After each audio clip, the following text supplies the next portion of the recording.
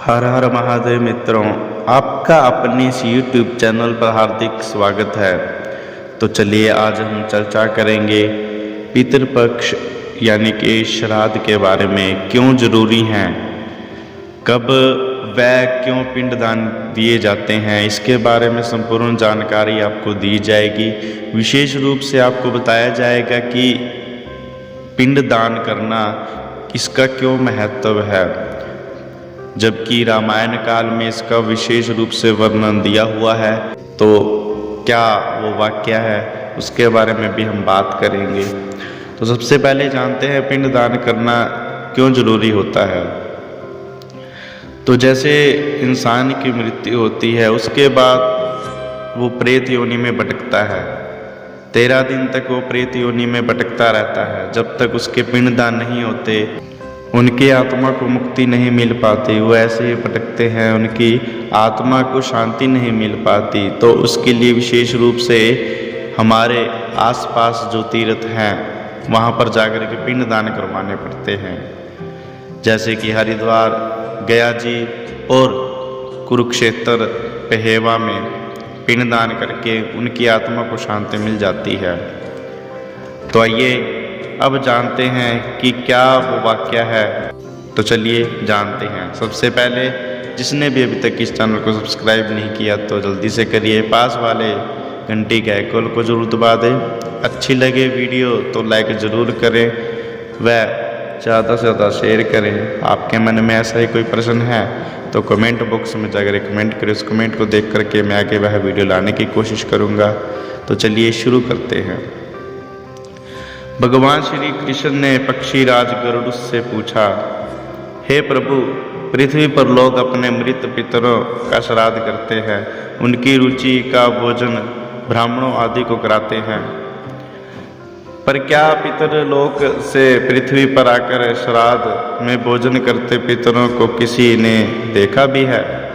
भगवान श्री कृष्ण जी ने कहा, हे गरुड़, तुम्हारी शंका का निवारण करने के लिए मैं देवी सीता के साथ हुई घटना सुनाता हूँ। सीता जी ने पुष्कर तीर्थ में अपने ससुर आदि 3 पितरों को श्राद्ध में निमंत्रित ब्राह्मणों के शरीर में देखा था।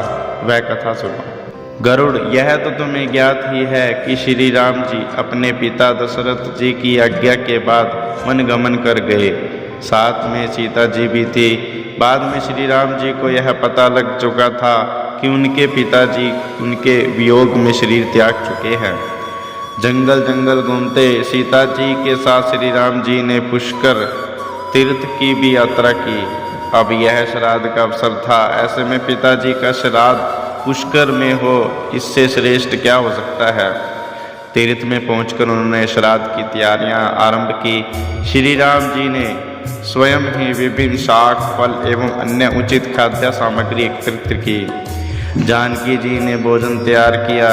उन्होंने एक पके हुए फल को सिद्ध करके श्री राम जी के सामने प्रस्तुत किया। श्री राम जी ने ऋषियों और ब्राह्मणों को सम्मान सहित आमंत्रित किया। श्राद्ध कर्म में दीक्षित श्री राम जी की आज्ञा से स्वयं दीक्षित होकर सीता जी ने उस धर्म का सम्यक और उचित पालन किया। सारी तैयारियां संपन्न हो गई। अब श्राद्ध में आने वाले ऋषियों और ब्राह्मणों की प्रतीक्षा थी। उस समय सूर्य आकाश मंडल के मध्य पहुंच गए और कुतुब मुहूर्त यानी दिन का 8वां मुहूर्त अथवा दोपहर हो गई। श्री राम जी ने भी ऋषियों को निमंत्रित किया था, वे सभी आ गए थे। श्री राम जी ने सभी ऋषियों और ब्राह्मणों का स्वागत और आदर सत्कार किया तथा भोजन करने के लिए आग्रह किया। ऋषियों और ब्राह्मणों को भोजन हेतु आसन ग्रहण करने के बाद जानकी अन्न परोसने के लिए वहां आए। उन्होंने कुछ भोजन बड़े ही भक्ति भाव से ऋषियों के समक्ष उनके पत्तों के बनी थाली परोसा। वे ब्राह्मणों के बीच भी गई और अचानक ही जानकी भोजन करते ब्राह्मणों ऋषियों के बीच से निकली और तुरंत वहां से दूर चली गई। सीता लताओं के मध्य छिपकर आ बैठी। यह क्रियाकलाप श्री राम जी देख रहे थे। सीता जी के इस कृत्य से श्री राम जी कुछ चकित हो गए। फिर उन्होंने विचार किया, ब्राह्मणों को बिना भोजन कराए साध्वी सीता लज्जा के कारण कहाँ चली गई हैगी। सीता जी एकांत में जा बैठी हैं। फिर श्री राम जी ने सोचा अचानक इस कार्य का क्या कारण हो सकता है, अभी यह जानने का समय नहीं है। जानकी से इस बात को जानने पहले मैं ब्राह्मणों को भोजन करा लेता हूँ, फिर उनसे बात कर कारण समझूंगा। ऐसा विचार कर श्री राम जी ने स्वयं ब्राह्मणों को भोजन कराया। भोजन के बाद ऋषियों को विदा करते समय भी श्री राम जी के मस्तिष्क में यह बात रहकर कौंध रही थी, सीता जी ने ऐसा अत्यप्रतिष्ठ व्यवहार क्यों किया। उन ब्राह्मणों के चले जाने पर श्री राम जी ने अपनी प्रियतमा सीता जी से पूछा, ब्राह्मणों को देखकर तुम लताओं की ओट में क्यों छिप गई थी, यह उचित नहीं जान पड़ा। इससे ऋषियों को भोजन में व्यवधान हो सकता था, वे कुपित भी हो सकते थे। श्री राम जी बोले, हे सीते, तुम्हें तो ज्ञात है ही ऋषियों और ब्राह्मणों को पितरों के प्रतीक माना गया है, ऐसे में तुमने ऐसा क्यों किया, इसका कारण जानने की इच्छा है, मुझे अवलिंब बताओ। श्री राम जी के ऐसा कहने पर सीता जी मुंह नीचे कर सामने खड़ी हो गई और अपने नेत्रों से आंसू बहाती हुई बोली, हे नाथ, मैंने यहाँ जिस प्रकार का आश्चर्य देखा है उसे आप सुनिए। इस श्राद्ध में उपस्थित ब्राह्मणों की अगली पांत में मैंने 2 महान पुरुषों को देखा जो राजा से प्रतीत होते हैं। ऋषियों ब्राह्मणों के बीच सजे धजे राजा महाराजा जैसे महापुरुषों को देखे मैं अचरज में थी। तभी मैंने आपके पिताश्री के दर्शन भी किए, वह भी सभी तरह के राजसी वस्त्रों और आभूषणों से शोभित थे। आपके पिता को देखकर मैं बिना बताए एकांत में चली आई थी। मुझे न केवल लज्जा का बोध हुआ वरन मेरे विचार में कुछ और भी आया, तभी निर्णय लिया, हे प्रभु, पेड़ों की छाल, वलकल और मर्ग चर्म धारण करके मैं अपने ससुर के सम्मुख कैसे जा सकती थी।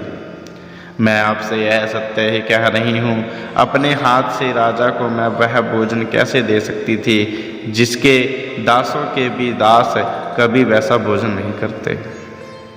मिट्टी और पत्तों आदि से बने पात्रों में उस अन्न को रखकर मैं उन्हें कैसे देती। मैं तो वही हूँ जो पहले सभी प्रकार के आभूषणों शोभित रहती थी और आपके पिताश्री मुझे वैसी स्थिति में देख चुके हैं। आज मैं इस अवस्था में उनके सामने कैसे आती, इससे उनके मन को भी क्षोभ होता। मैं उनको क्षोभ में कैसे देख सकती थी, क्या कहीं से उचित होता।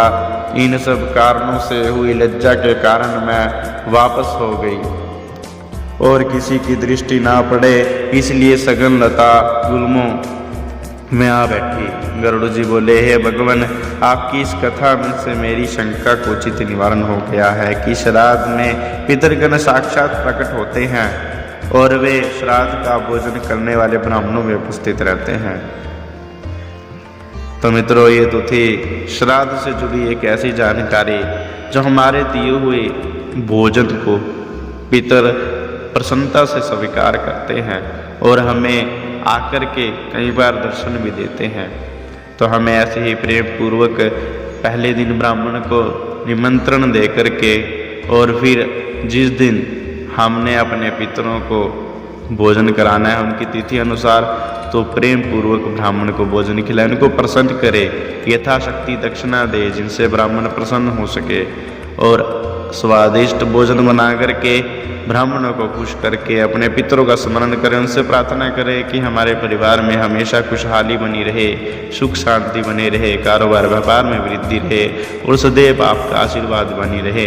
ऐसे उनसे प्रार्थना करते हुए पितृपक्ष श्राद्धों में उनका स्मरण करना है, उनकी सेवा करनी है। तो बताइए मित्रों, वीडियो कैसी लगी कमेंट बॉक्स में जाकर कमेंट करें, अच्छी लगे तो लाइक ज़रूर करें, वह ज़्यादा शेयर करें, चैनल को सब्सक्राइब करना मत भूलिएगा। मैं आगे भी आपके लिए ऐसी ही वीडियो लाता रहूँगा। धन्यवाद। हर हर महादेव।